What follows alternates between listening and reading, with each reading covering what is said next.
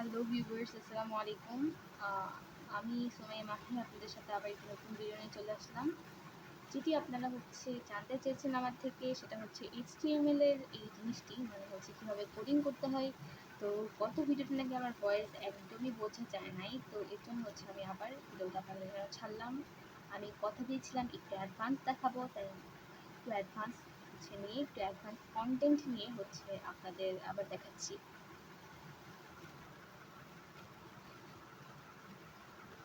প্রথমে আপনাদেরকে আমি বলেছি যে ডকট্যাগ HTML লিখলেও চলবে, না লিখলেও চলবে, আপনাদের একান্ত ব্যক্তিগত ইচ্ছা। এটা আপনারা লিখবেন, না আপনারা চেক করে দেখবেন, লিখেও চেক করে দেখবেন, না লিখেও চেক করে দেখবেন।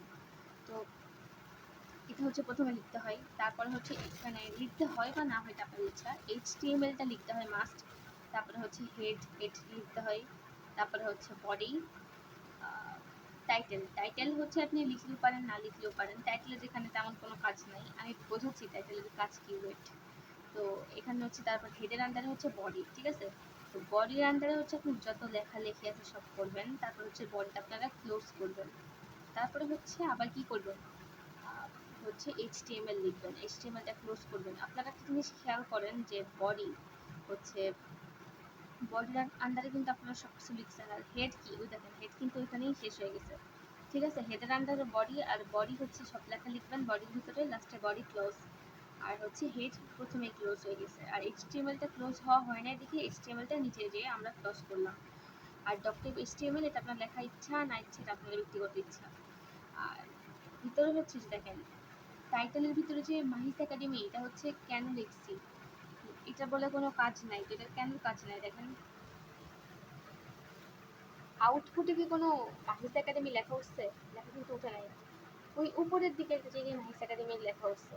তো ওইটাই মূলত টাইটেলের কাজ, যে আপনার উপরে উপরে লেখাটা উঠে আর কি এখানে। এটাই মূলত টাইটেলের কাজ, ভিতরে কোনো আউটপুটে কোনো চেঞ্জ হয় না। তো আমি একটু কোডিংটা বুঝিয়ে দিই। ইউ লিখলে আন্ডারলাইন, মানে আন্ডারলাইন হয়। বি লিখলে বোল্ড হয়, মানে মোটা হয়। আই লিখলে ইটালিক হয়। সিম্পল লিখলে মাঝখানে যায়। মার্ক করলে মার্ক হয়ে যায়, বিভিন্ন কালার টালার আসে, এগুলো মার্ক, মানে হাইলাইট হয়ে যায় আর কি। তো এগুলো দিয়ে আপনারা মাঝে আনতে পারবেন, ইটালিক করতে পারবেন, আন্ডারলাইন করতে পারবেন, বোল্ড করতে পারবেন। আর বিআর ইউজ করে আপনার নিচের লাইনে আনা লাগবে আর কি। এই বিআর ইউজ করলে নিচের লাইনে চলে যায়। এইভাবে আমি কোডিংটা করছি, দেখেন।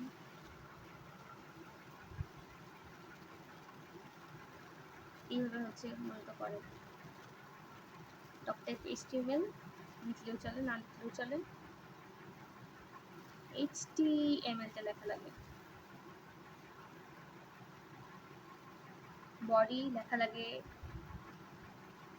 তারপর বডি ক্লোজ করতে হয়, তারপর HTML-টা ক্লোজ করতে হয়, ব্যাস এইটুকুই। আর এর বাইরে এখানে তেমন কোনো ফাংশন নেই এখানে। এটা কিন্তু খুব জটিল না, এটা খুব ইজি একটা ওয়ে। তো HTML-টা আপনার মানে খুব ইজি একটা ওয়ে। তো এগুলো ইউজ করেই মূলত ডিজাইন করা হয়, বিভিন্ন পেজ ডিজাইন করা হয়। এগুলো ইউজ করে, এগুলো বিভিন্ন যে কাহিনী করে আর কি, বিভিন্ন ভিতর ঢোকায়, বাইরে আনে, এভাবে করে সেন্টারে আনে, সাইডে আনে, এইভাবে এনে বিভিন্ন জিনিস আপনার ডিজাইন করা হয়। এখানে কোনটা বুঝেন নাই, কোন কথাটা বোঝেন নাই, কোনটা ভালো হয় নাই, একটু আমাকে কমেন্ট করে একটু জানান, বা কি সমস্যা হলে এটা একটু জানান। আর এই পর্যন্ত, থ্যাংক ইউ।